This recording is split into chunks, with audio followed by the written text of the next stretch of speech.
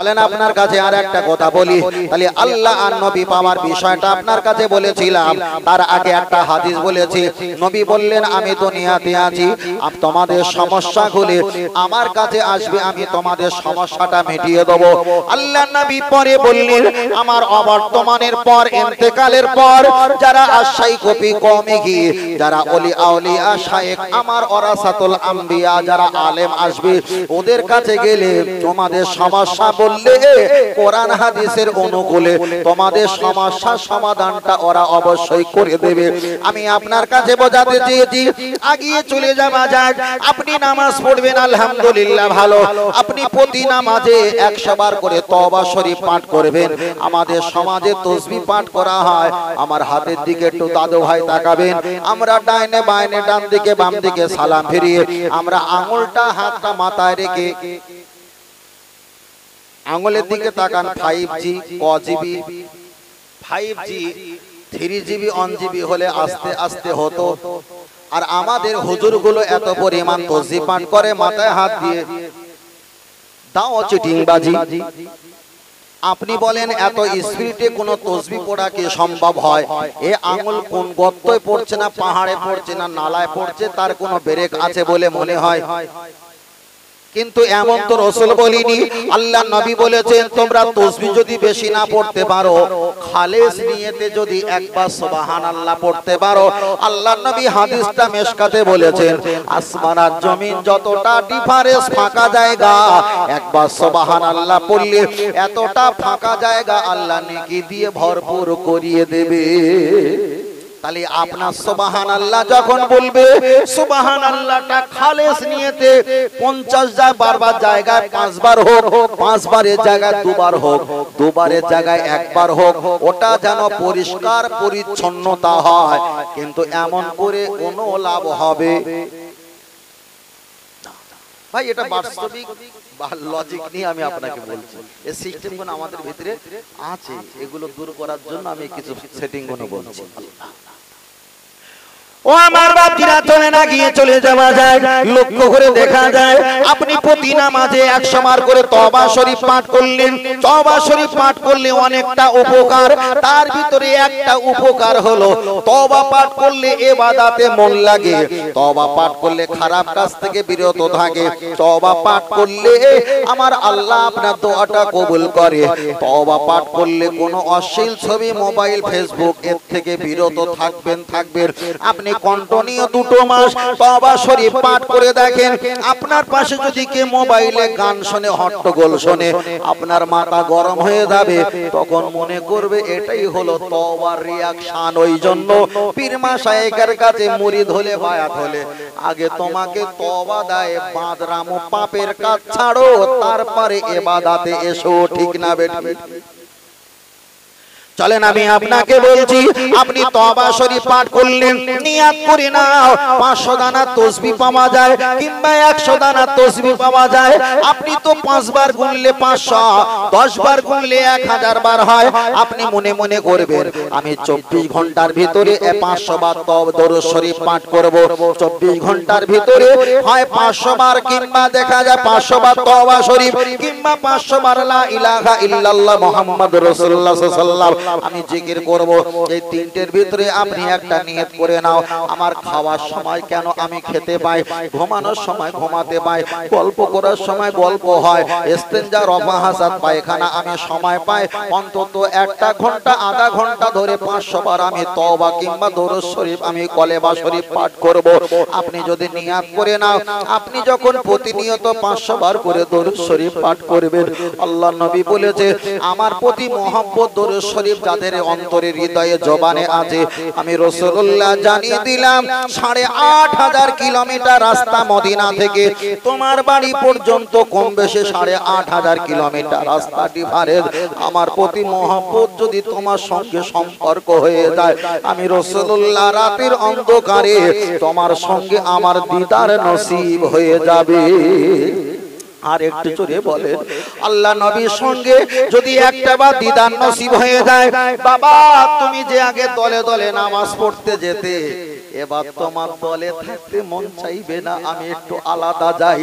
তুমি মসজিদে যাবে আস্তে আস্তে, বার হবে আস্তে আস্তে, কথা বলবে কম, শুনবে তখন বেশি, গাল নড়বে কম, বুঝবে তখন বেশি। ইবাদত গুলো সুন্দর করে হবে। কেন? তুমি যখন নবীর দিদার পেয়েছো, তুমি নবীর হয়েছো, নবী তোমার হয়েছে। দুনিয়াতে কোনো টেনশন তোমার নাই, কবরে কোনো টেনশন নাই, মরণে তোমার টেনশন নাই, হাসরের মাঠে তোমার টেনশন নাই। তোমার নবী শাফাআত করার জন্য তোমাকে তালাশ করে খুঁজে নেবার দায়িত্ব হয়ে যাবে। আরেকটু জোরে হবে না? জীবনে অনেক স্বপ্ন দেখেছি, তাহলে যে মানুষটার জন্য এত নবী নবী নবী নবী করি, যার জন্য মাথায় টুপি 24 ঘন্টা দিয়ে রাখি, যার জন্য দরুদ সালাম পড়ি, নামাজ কালাম পড়ি, যেদিকে তাকিয়ে মুখে দাঁড়িয়ে রাখি, সেই মানুষটা কি একবারও দিদার পাইনি? তাহলে এখানে পরিষ্কার হয়ে গেল আমি নবীর হতে পারিনি, নবী আমি। এই তো দুনিয়াতে তো সার্টিফিকেট, আমার হাসরের মাঠে কি হবে হিসাবটা পরে। কথা বুঝতে পারেন? দুনিয়াতে সার্টিফিকেট, পরকালে কি হবে সে তো পরে। এখান থেকে কিছু বোঝা যায়। ও আমার বাপজিরা, আমি আপনাকে বলছিলাম নবী সম্পর্কে কথা। আপনি যদি দেখা যায়, আপনি একটু দরুদ শরীফ পাঠ করবেন, আল্লাহুম্মা সাল্লি আলা সাইয়্যিদিনা মুহাম্মাদিন আন-নাবিয়্যিল উম্মিয়্যি ওয়া আলিহি ওয়া সাল্লিম। আপনি দরুদ শরীফ পাঠ করতে যদি অতটা নাই পারেন, সাল্লাল্লাহু আলাইহি ওয়া সাল্লাম, আপনি 100 বার করে, 500 বার করে, 1000 বার আপনি দরুদ শরীফ পাঠ করবেন। রাতের বেলা দাদু ভাই একটু বলতে হয়তো খারাপ লাগে, আমাকে maaf করবেন সন্তান হিসাবে। চাচাজি, দাদু ভাই বয়স হয়ে গেছে, দাদিমার সঙ্গে নানিমার সঙ্গে এক বিছানায় সময়টা আর দেওয়ার প্রয়োজন নেই। কেন? আল্লাহ সব বরকত তুলে নিয়েছে। একটু সময় করে এক জায়গায় থাকো, কিন্তু ইবাদত করার জন্য তুমি সর্বসময় প্রস্তুতি হয়ে থাকো। তোমার ঘুম আসে না বলে সারা রাতে 3টে করে বিড়ি খাবে, ঘুম আসে না বলে মোবাইলে ফেসবুক ঘাঁটবে, ঘুম আসে না বলে তুমি খবর শুনবে, ঘুম আসে না বলে জানালার দিকে সারা রাত তাকিয়ে থাকবে। আর সকালবেলা গিয়ে বলবে, ভাই সারা রাত ঘুমাতে পারিনি, অমুক জায়গায় আওয়াজ হচ্ছিল আমি শুনতে পাচ্ছিলাম। দাদু ভাই, তোমার যে আল্লাহ হায়াত দিয়েছে, এটা তোমার জন্য নিয়ামত। আল্লাহ চেয়েছে হয়তো বান্দা আমার কাছে একদিন কেঁদে কেটে ফিরে আসবে। আল্লাহ হায়াত দিয়েছে, 1টা বছর বাড়িয়ে দিল, আল্লাহর কাছে ফিরে গেলে না। আবার আল্লাহ হয়তো আপনাকে মৃত্যু দেন না, হায়াত দিয়েছে। আল্লাহ চাইছে বান্দা হয়তো এবারে আমাকে ডাকবে, সারা রাত ধরে আমার কাছে ফিরে আসবে। আল্লাহ আরেকটু হায়াত বাড়ি দিয়েছে। আপনি যখন আল্লাহর কাছে ফিরে আসলেন না, হাসরের মাঠে আল্লাহ জিজ্ঞাসা করবে, অল উমরিহি ফিমা আফনাহু, আমি তোমার ওমর বয়ে দিয়েছিলাম, কোন কাজে তুমি ব্যয় করেছো জবাব দাও। ওই দিন দুনিয়া থেকে বিদায় নেওয়ার পর আমরা লাজবাব কোনো জবাব দিতে পারবো না। তবে এতটুকু বলছি, আপনি ইবাদত করবেন, এই ইবাদতে আমার নবীকে যদি বেশি বেশি ভালোবাসেন, আপনার ইবাদতে আমার আল্লাহ রাজি হয়ে যাবে। যদি বলেন কেন? আমরা মনে করি যে যা ইবাদত করব সব ইবাদত মানে আল্লাহ, যা ইবাদত করব সব ইবাদত মানে আল্লাহ। আমি বলছি না, এটা রং। চলেন আমি আপনাকে বলছি, পৃথিবীতে যা ইবাদত করবে আল্লাহকে ডাকার আগে নবীকে ডাকতে হয়। কথাটা মনে হচ্ছে স্পষ্ট যাচ্ছে না, তার কারণ অনেকের কাছে একটু নতুন আনকমন লাগছে। নতুন আনকমন লাগবে তো, আনকমন লাগবে কেন? এই প্রোডাক্টের মাল যদি কেনাকাটা করা হতো আমাদের আগে, তাহলে আর নতুন লাগতো না। এই প্রোডাক্ট মাল তো ব্র্যান্ডেড মাল, তো সবাই কিনতে পারে না, সবাই শোনে না, সবাই বলে না। আপনি মাথায় টুপি দিয়েছেন নামাজ পড়ার জন্য, নামাজ টাকার আল্লাহর, টুপি মাথায় দিয়েছেন, টুপি টাকার আমার নবীর। আপনি জুব্বা পরেছেন, সতর ঢেকেছেন, এটা কার? আমার নবী। মসজিদে আজান দিয়েছেন কিসের জন্য? নামাজের জন্য। ওই নামাজ তো আল্লাহর কোন কোরআনের আয়াত নয়, ওই আজানটা হলো আমার নবীর জবানের হাদিসটা বুখারীতে আমার নবী বলেছেন, এইভাবে আজান দাও পাহাড়ের উপরে উঠে, এই আজান দিয়ে মুসল্লিদের ডাকো। তাহলে আল্লাহর নামাজের জন্য মানুষকে ডাকা হয়, আল্লাহর কোরআনের আয়াত দিয়ে নয়, বরং আমার নবীর জবানের হাদিস দিয়ে আল্লাহ মুখ করা হয়। আপনি মসজিদে যাবেন, মসজিদে গিয়ে নিয়াত করবেন যোহরের 4 রাকাত নামাজ তোয়ান উসাল্লি লিল্লাহি তাআলা আরবা রাকাতায় সালাতি যোহরি ফরদুল্লাহি তাআলা, এমন করে আপনি নিয়াত করবেন। নামাজ পড়ছেন আল্লাহর, কিন্তু নিয়াত করছেন, নিয়াত করার কথা কোরআনের কোথাও নেই, হাদিস শরীফে এসেছে ইন্নামাল আমালু বিন্নিয়াত, ওই নিয়াত করার কথা আমার নবী বলেছে, ওটা আমার আল্লাহর কোরআন নয়, ওটা হলো আমার নবী পাকের হাদিস। আপনি নিয়াত করার পর তাহারিমা বেঁধেছেন নাবির নিচে, ওটা কোরআন নয়, ওটা নবী পাকের হাদিস। আপনি দোয়া সানা পাঠ করেছেন দাদু ভাই, দোয়া সানা কোরআন নয়, ওটা নবী পাকের হাদিস। আপনি আউযু বিল্লাহি মিনাশ শাইতানির রাজিম পাঠ করেছেন, কোরআন শরীফ 130টা যদি 114টা যদি সূরা থাকে, 30টা যদি পারা হয়, 1666টি যদি আয়াত হয়, কোরআন শরীফ যদি 848টা পৃষ্ঠার হয়, টোটাল কোরআনের কোথাও আউযু বিল্লাহি মিনাশ শাইতানির রাজিম লেখা নেই, ওটাই হলো আমার নবী পাকের হাদিস। আপনি নামাজের এত দূর পর্যন্ত পৌঁছে গেছেন, এখন নবীর কোরআন, এখন আল্লাহর কোরআন আসেনি, এখন চলছে নবী পাকের হাদিস। আপনি বলেন আল্লাহকে ডাকার আগে নবীর আগে ডাকা চলছে না চলে না? আপনি নামাজে দাঁড়িয়ে গেলেন, আউযু বিল্লাহ পড়ার পর বিসমিল্লাহ পড়লেন, ওটা কোরআন। সূরা ফাতিহা পড়লেন, ওটা কোরআন। অন্য একটা সূরা পড়লেন, ওটা হলো কোরআন, তাহলে 2% কোরআন। রুকুতে গেলেন, আল্লাহু আকবার সুবহান রাব্বিয়াল আযীম, ওটা কোরআন নয়, ওটা হাদিস। সামি আল্লাহু লিমান হামিদা, ওটা হাদিস। রব্বানা লাকাল হামদ, ওটা হাদিস। আল্লাহু আকবার বলে সিজদা গিয়ে সুবহান রাব্বিয়াল আলা, ওটা হাদিস। আপনি বসে আত্তাহিয়াতু পড়লেন, ওটা হাদিস। দুরূদ শরীফ পাঠ করলেন, ওটা হাদিস। আপনি দোয়া মাসুরা পাঠ করলেন, ওটা হাদিস। ডান দিকে সালাম ফিরালেন, আসসালামু ক্বাবলাল কালাম, এটা কোরআন নয়, ওটা হাদিস। আল্লাহুম্মা আমিন বললেন, এটা কোরআন নয়, এটা হাদিস। মোনাজাতের শেষে বিরহমাতিকা কিংবা পুরোপুরি কলেমা পড়লেন, এটা কোরআন নয়, এটা হলো হাদিস। আপনি বলেন নামাজে যদি 10% কোরআন হাদিস থাকে, তার ভিতরে দুটো সূরা আল্লাহ শপথ করে বলি, ওই দুটো সূরা হলো কোরআন, আর 10% ভিতরে 8% হলো আমার নবী পাকের হাদিস।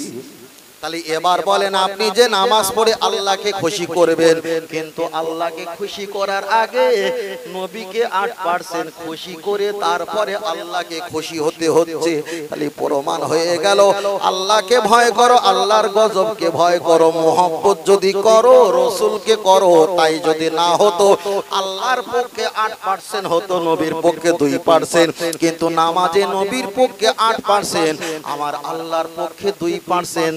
তাহলে প্রমাণ হয়ে গেল আল্লাহকে মানলে নবী মানা হয় না, বরং নবীকে মানলে আমার আল্লাহ মানা হয়ে যায়। আর একটু জোরে হবে না?